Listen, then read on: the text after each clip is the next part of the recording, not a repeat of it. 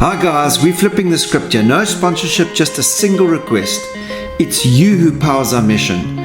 Join us in empowering founders, business leaders and entrepreneurs to build great businesses, increase their income and provide sufficiently for their families to make a difference in this world. A single ask I have of you is to please review and share this podcast. 1 minute of your time could make a difference in a fellow entrepreneur's life, so please review this podcast today. It'll make a world of difference to you, to me and our community. Hey Contractors Chronicles business community, what's up? It's Mr. Johannes and I'm here to deliver another weekly sessions of Contract Chronicles in our podcast. And essentially, who is this community made for? It's made for people like myself who like to grow boring businesses and cash flow them without selling our souls. And in my previous podcast, I spoke about A-grade players and the importance of A-grade players in scaling your business, what it means. I also spoke about the proximity effect and how you can increase productivity by 15% by having the right people on board, and how by not having the right people on board, you can decrease your productivity by about 30-odd%. And what I like about that study, it's a scientific study, so it's factual, it's not made up. And we also found out that in the last session, we also spoke about what the focus is of the lab of companies going forward. What do we need to focus on? And one of the areas is people, because we're at that stage now where we've doubled turnover, we've increased our profitability, and we've increased our people. We're actually looking for new premises as well as we speak, because we're just outgrowing what we have here. And we're also going to be focusing on systems going forward, because first of all, we'd like to fix the system before we fix the person, or work on the person. And we also spoke about an issue I had last week with a problem child that reared its head, where a client was a bit unhappy about the quality of service that we rendered. And we are known for our quality. We've grown our business more by word of mouth than by anything. And it's absolutely crucial that we put the right people and the right systems in place going forward, that this does not happen again. We've actually won that client's heart. I spoke about it in the last session. We've managed to turn that client around, and I think the client really liked the fact that we took it seriously and that we managed to remedy it and act on it immediately. So pleased to report back to you that all worked very well. So it's actually interesting reading the Jim Collins book, Good to Great. I read it quite a while ago, where they talk about, Jim Collins talks about studying a host of businesses, hundreds of businesses, and working out what are the similar characteristics of the successful business that survived a long period of time. And surprisingly, what I found out in that book was a lot of businesses fail. And then he mentions why they fail. So again, it's a scientific approach to growing businesses, and I like that because my head wraps around facts and it wraps around science when it comes to growing a business, and that was very important. But one of the characteristics he spoke about was getting the right people on board. And what he said was in his book, he talks about the good to great leaders. They understand simple truths. First of all, you begin with who rather than what. And also he talks about that if you have the wrong people, it doesn't matter whether you discover the right direction, you still won't have a great company, because great visions without great people is irrelevant. And I love that. So we're on the right page. We're doing that with our culture. I'm going to do an in-depth dive on how to build a vision for your company. Well, it's essentially how I did it for mine. It's interesting. I think a lot of people will find it quite humorous the way I went about it, and also how to build the culture of the team. But today's session is building on the previous podcast that we spoke about, the A-team players and how to get them on board.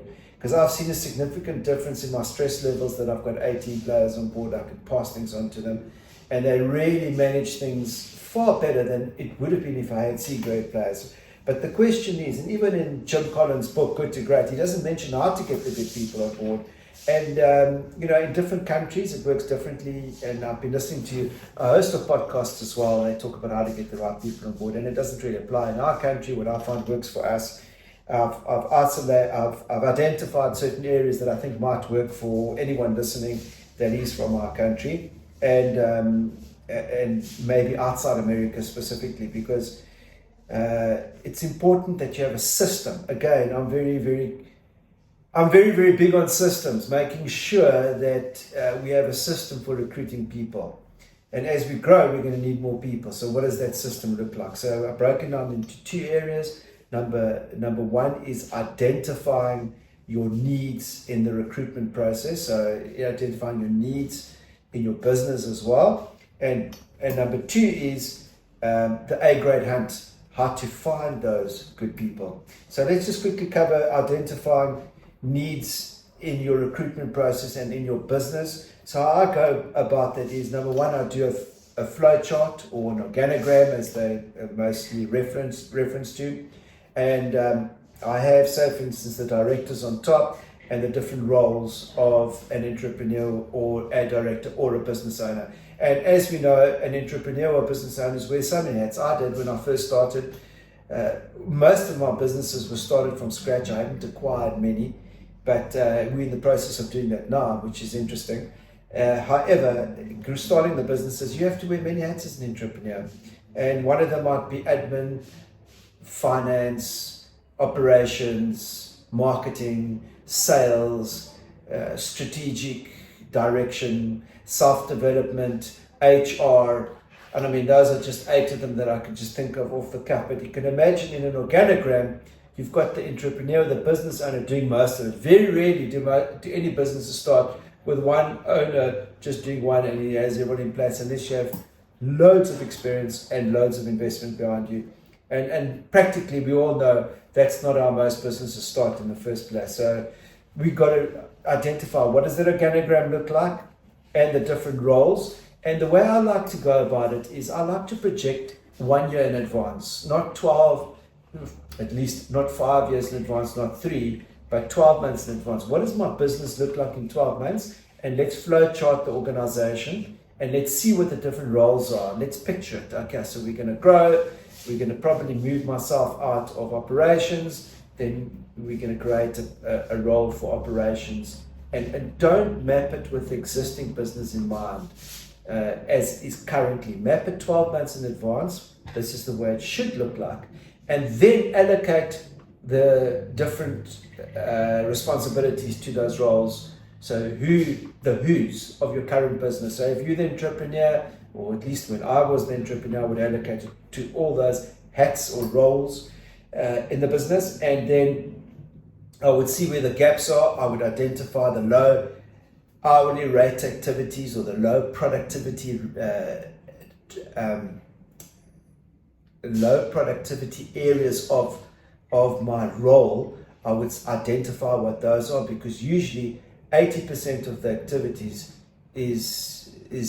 it can be outsourced. 20% of my activities I want to keep in-house. So I've identified with myself what my 20% are, and the 80% I'm going to start allocating out to different people. So once you've mapped it, you can say, okay, so operations, I've identified a gap.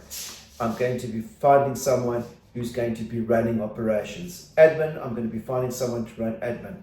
Finance, I'm going to be outsourcing or getting someone on a part-time basis to make sure my finances have been sorted out and deal with my accountant, etc. If you ever need a copy of a flowchart, you can find it on ChatGPT. You can find it all over the internet. There's a lot going on.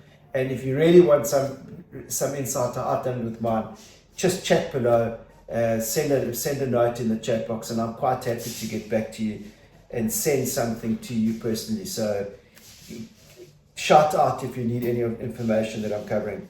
So the flowchart is number one. And number two is the job description. So once we've isolated who the different people are that are going to be taking over the roles, we're going to try and promote internally, try and push them up and make sure that they're operating to their strengths, of course, so that they can be in their flow.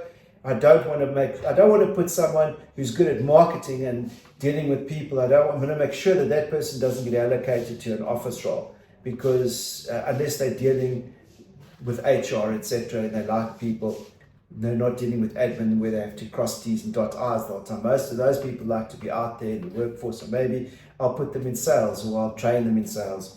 So number one is the flow chart. Number two is the job description. Is allocate a job description for each and every role. Again, as an entrepreneur, my belief is that we are resourceful human beings, and we can find any information out there. It's made it so much easier now with the internet and chat GDP, and maybe just a network of people that you can rely on, that you can phone up and say, listen, can you send me an example of this? And just get the basics up and running. So with a job description, a basic draft or a template, and building it out from there. So each role has a specific job description. Ops manager will have a job description. Admin will have a job description. Finance will have a job description. Marketing and sales will have their job description. So finding out what they are, and that's number two. And number three is identifying 3 key performance indicators that you can slot into those job descriptions, and really not more than 2 or 3 of them. I really believe by putting too many job descriptions in it, or at least KPIs in a job description, it's going to overwhelm that specific individual. And why do we do KPIs? We do KPIs because we want to be able to measure how the person's performing on either a 6-month or an annually basis, a biannually or 12-monthly basis. And once we've got that milestone down in their job description, we have the job description is serving the clarity, and KPIs are even giving you more clarity. And then we can maybe pay bonuses or reciprocate accordingly. We can promote accordingly. So it removes the subjectivity out of figuring out what the performance is of this individual, and it makes it more objective. And it also helps us to figure out, okay, they haven't met their KPIs, and what can we do about improving it? That's why I like to do it biannually, so that we can put systems in place, or put training in place, or replace or move this person into another role, so that we don't restrict the flow of the business. I'm very big on flow, and if your job descriptions are done correctly according to the canogram, and your KPIs are done correctly as well, and you've allocated people to their strengths, I do find that you're going to have more flow. And if that stream is running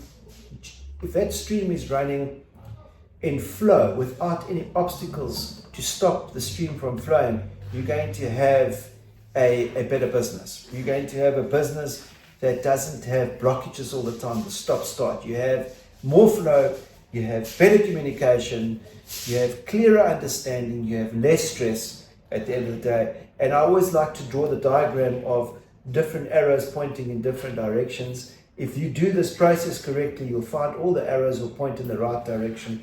And yes, I'm not delusional. We'll always find issues, and we'll always find we need to move people around or change things.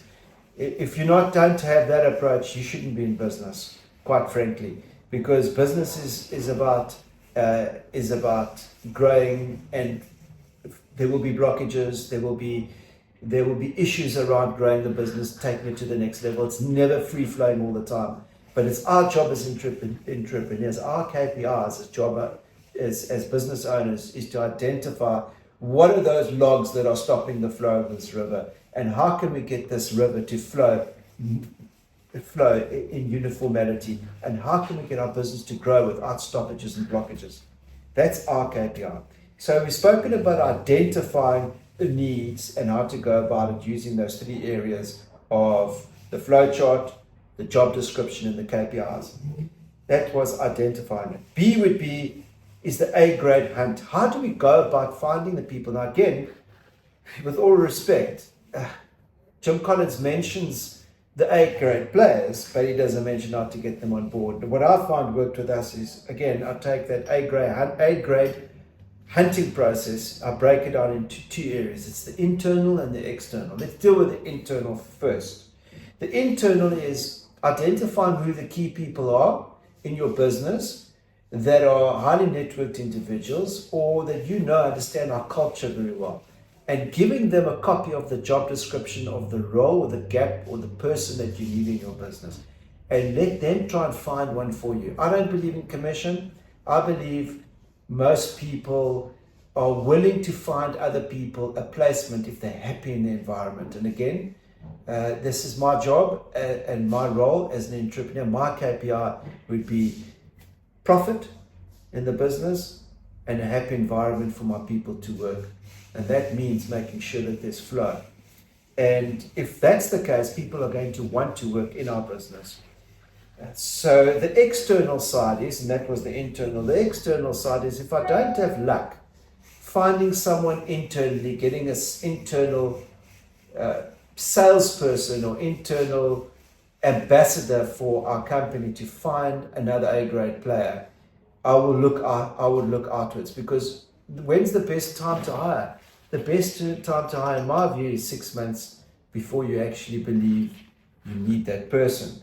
So you need to get out there and put the word out there. And social media is great that way, because it can help you really spread the word. And we found that if we focus on our Facebook page, which we've been working on for a long time, and our Instagram page, and using our social media, we've built up a following. We would send out a post really summarizing the characteristics of the person we need, but most importantly, why they should come work for us. Because at the end of the day, we're too easy to promote our services, but we're not taking that same approach when looking for individuals to work for our company. If we're looking for A-grade players to work for us, to be frank, you're not going to find that A-grade player waiting on the curbs for you. That A-grade player is, most of the time, I would say majority of the time, that A-grade player is sitting in a business and is probably unhappy, or looking at finding another business where they are either acknowledged, where there's a better culture, where there's room for growth, where there's a better work environment. Maybe it's proximity to their location. So, but they're an A-grade player and they're not reaching their potential. Those are the A-grade players I'm looking for. And I have a certain way, we as a company have a certain way of creating an environment that makes it attractive for 18 players to come join us. And we make sure that we've got the approach of selling it to that A-grade player so that they can join us. And there's a whole process of elimination, not getting people bombarded in an inbox, sending CVs. We've got a whole process for that, and maybe that's a day for another podcast. So if you're keen, please put it in the chat below, and I'm happy to do a podcast on that as well. Also, the network. Entrepreneurs are highly networked individuals. Well, most of them are in some way or another. Is putting it out in your network. Go to your database, go to your contacts list, and send off what are those key traits you're looking for and why they should work for you, and send it off to your database and make sure that those people know that you're looking for someone. If you're proactive in this approach, take your time looking for that right person. Be quick to fire, but take long to hire, is my philosophy around growing businesses. And then if that fails, I go to a recruitment agent. And I want to be upfront. I absolutely don't go to a recruitment agent right from the beginning, because I haven't exhausted my low-hanging fruit. We have a system, as I've told you, that makes it attractive for A-grade players to join us. And that's the process we follow. So to summarize again, we identify the needs in the recruitment process, and then we go across to the second part of the process, which is the A-grade hunt and how we go about that. Guys, growing the businesses, I know it's a lonely journey, and it's taken a long time for me to get to this stage of a lab of companies where we really looking for like-minded companies to join us. And we've got certain systems, we've got certain protocols, we've got a great culture, we've got a good team, and we've realized that if we slot that in with other companies and we find a way to work together collaboratively, and most entrepreneurs, let's face it, they're not going to be working forever. They want to step out, they want another business that they'd like to get into, they want to move. This is an ideal company to speak to, lab of companies, to find out how you can work together with us to grow your business, or maybe exit your business in such a way that it's a win-win approach. And that's what we're doing. We're approaching other service